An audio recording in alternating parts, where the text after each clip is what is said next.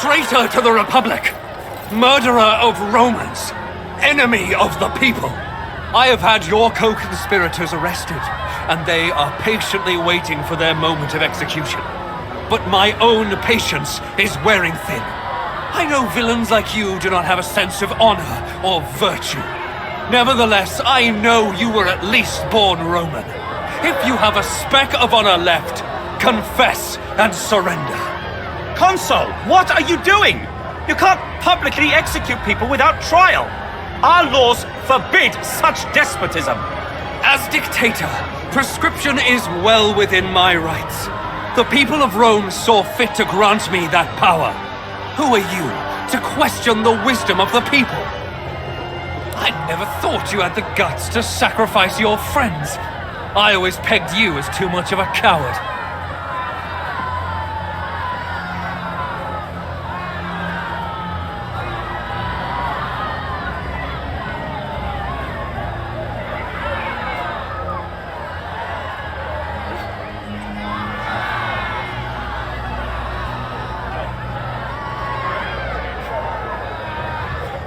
See, that is your problem.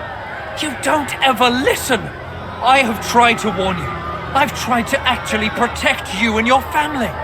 Did it work? Of course not.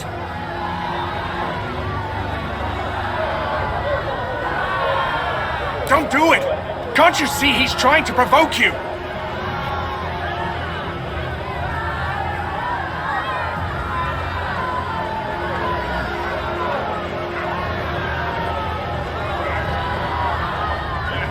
On the contrary, you have already won. He knows he's a criminal. He knows the Senate will condemn him or sentence him to death. If you kill him now, you will forever be remembered as the murderer of the consul, and he will be the patriotic martyr.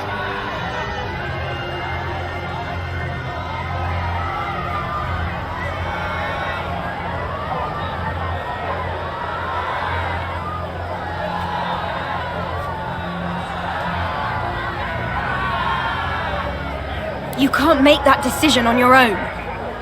What if we want to die? Even Canada is willing to die for you. It wouldn't be my first choice. I'm just saying you should ask. Unless your intention is to bore me to death, I would like to start executing these criminals. This is bullshit! Those people are heroes! They've done nothing wrong! Let them go! You have lost your control, Lurko. Look at the faces of these people, your fellow citizens. They're afraid. Only criminals and traitors should be afraid of me. They're afraid of what you have turned the Republic into. That fear will turn into anger the moment anyone decides to stand up and protect the Republic. You're a good tactician. Consider your position now. Your prisoners are the only advantage you possess. But they're only valuable while they're still alive. The legatus can wait until you turn yourself into a murderer. Or we can simply kill you and save them all. Then you will have achieved nothing here. You wouldn't do that. You're men of law and order. There's a difference between a warrior and a murderer. One kills for glory, the other out of fear. Do not give in to your fear, my friend. Come on, snap out of it. You're not this stupid. We will not let the Romans kill you when he is dead. We will fight for you. There's no way out for him after this. You're playing into his hand. Rome needs saving, not us. You shall take care of them, and they can be proud of you. Enough! Make your decision. What are you doing? You're giving up the high ground. This is what he wants. You'll be no better than him. Don't listen to Kikero. The lives of your friends are worth more than your career. Let us end this. They're coming this way! Run!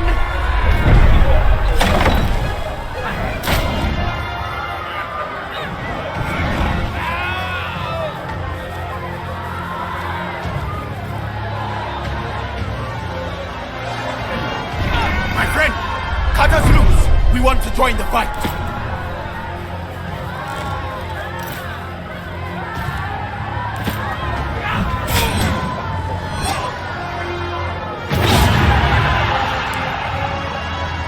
Drop your weapon, citizen. Step away from the consul. It pains me to say this, but you'll have to come with us. Do as the Praetor says. There's not much I can do at this point. Why did you do this?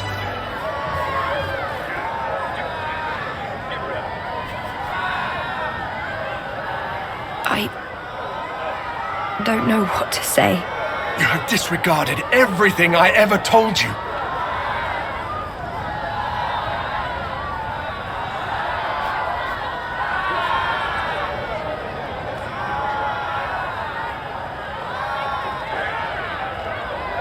Perhaps. In my experience, one should never trust gods. They are cruel and capricious.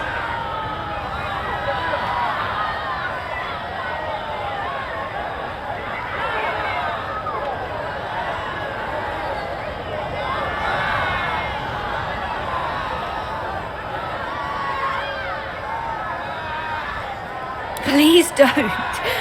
Wale, my friend. I shall not forget you. Let's go.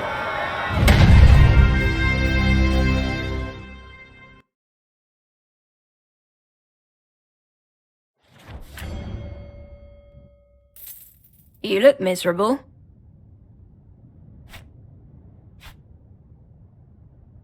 You don't smell like you've had a bath in a while. I had a chat with Kato. He says not even Kikero can save you. Why did you do it? We were ready to die for you. It was very satisfying to see the look on his face when you finished it. I see no reason why we have to leave you in there. You may be waiting to be exiled, but they will never let you live. You're too dangerous. So, do you want to get out of here? That is for us to decide. Enough, Kaeso. He made his decision. We must respect it. Wale, my friend, I will never forget you. You did well. You did very well. Thank you. The spirits will remember you. The winds will sing your name in their songs. This is not the end. The sacrifice of the savior of Rome has long since passed into legend. The historian's task is often to distill true events from the myths that are shared among people. But in this case, it proves nearly impossible to do so. It is said that the execution of Rome's savior led to 12 days of sorrow among its people. His corpse was taken from the temple by a mob stricken mad with grief and burned in the forum on a pyre built from the stolen furniture of every building on the Capitolium. Senators, eager to curry populist favor, declared his day of death to be a public holiday. Many built shrines of worship and reverence to their sacrificed hero. Whether these accounts are untrue or perhaps exaggerated, one thing is beyond doubt. Though he had given his life to do so, he had saved the Republic from the brink of tyranny and the temptation of empire. It is thanks to his noble sacrifice that our democracy has only grown stronger and that our Republic endures to this day. Cynaros. Once he had been an athlete, a wrestler, and a troublemaker. But in our story, he was a servus, a protector, and a mentor. He had died diligently performing the task to which he had devoted himself, protecting his ward. Cynaros was given a tomb in Rome's finest cemetery, next to his old dominus, whose death had incited this story. His cowardly murder had robbed him of any opportunity to see his homeland again. Though he met his end with dignity, he was forever denied the forgiveness and the vindication that he had sought for the mistakes of his youth. Caeso left Rome with Lucia and their daughter. They traveled to Africa, as Caeso remembered the warm nights and the lush Nile Delta fondly. Here they found a place to settle and made a peaceful home for their family.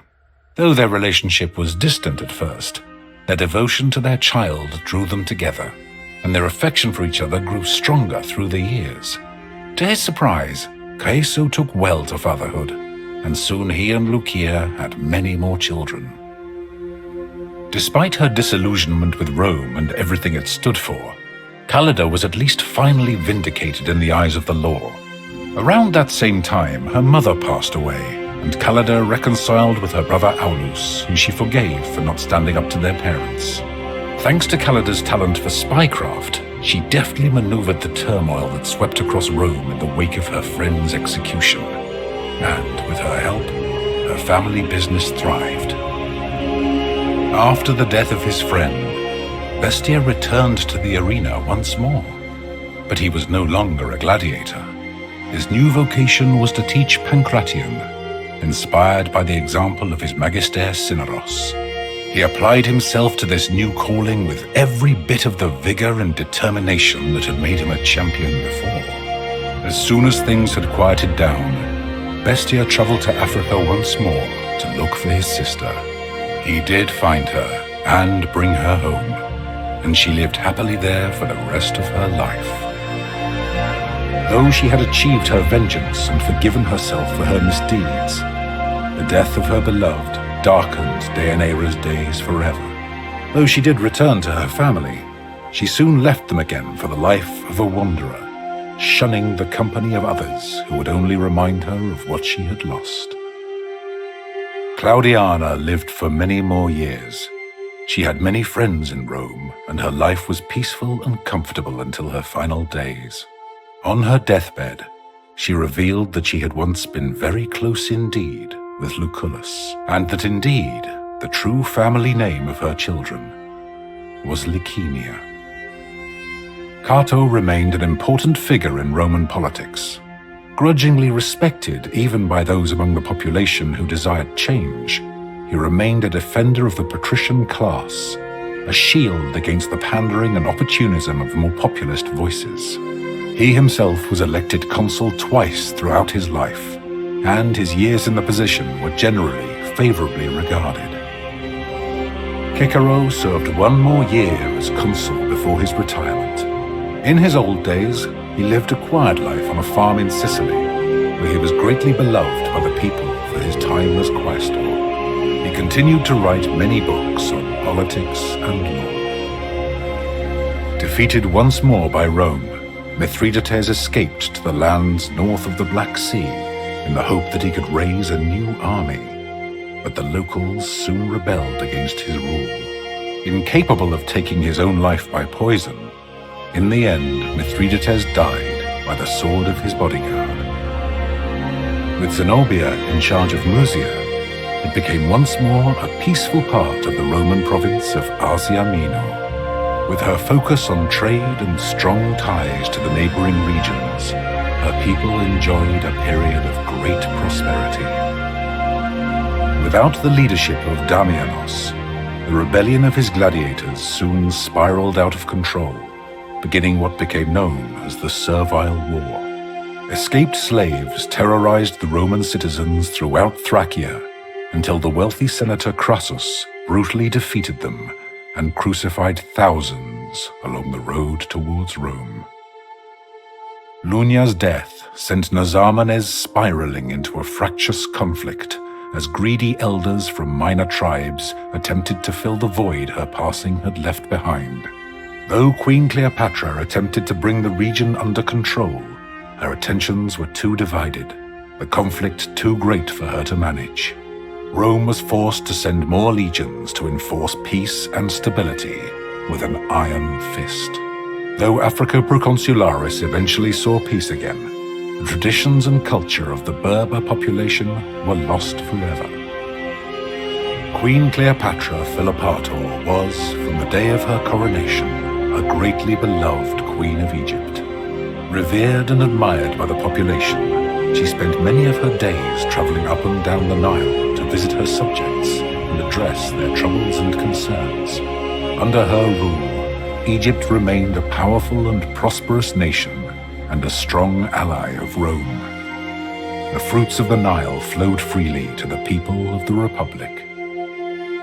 After traveling all across Africa for many years, going wherever her instincts took her, Rhea eventually returned to Memphis and to the service of Tener at the Temple of Ubasti. When her mentor passed away, Rhea naturally assumed the mantle as High Priestess of the Cat Goddess. Though the old faith was dwindling, she was greatly beloved by many, and her temple prospered, always home to many, many, many cats. With Diwydiacus once more assuming rulership of the Aedui, the tribe maintained a strong alliance with Rome, and through it, they greatly prospered.